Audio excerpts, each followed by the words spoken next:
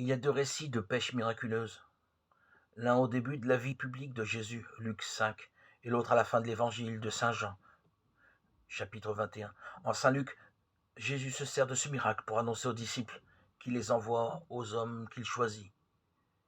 Pierre, malgré ses défauts, soit sans crainte, l'évangéliste nous dit, laissant tout, ils le suivirent. Après la résurrection dans Jean 21, Pierre a davantage encore conscience de son péché.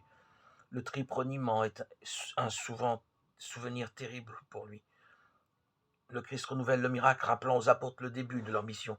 Et par ces trois appels, Pierre m'aimes-tu, il le renouvelle dans la confiance totale.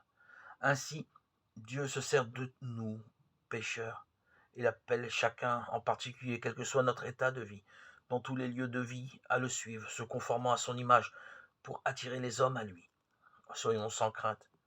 Le Seigneur fera des miracles, même invisibles à nos yeux, car c'est sa puissance qui agit. Cependant, nous lisons aussi, laissant tout, ils le suivirent. N'avons-nous pas des craintes aussi de ce côté? Il fera des miracles, mais à quel prix? Que va-t-il me demander de lâcher? Le Fils de Dieu n'est pas en reste de générosité. Donnez et on vous donnera. C'est une bonne mesure tassée, débordante, qu'on vous versera dans le pan de votre vêtement. Le Christ n'enlève rien et il donne tout. Celui qui se donne à lui reçoit le centuple.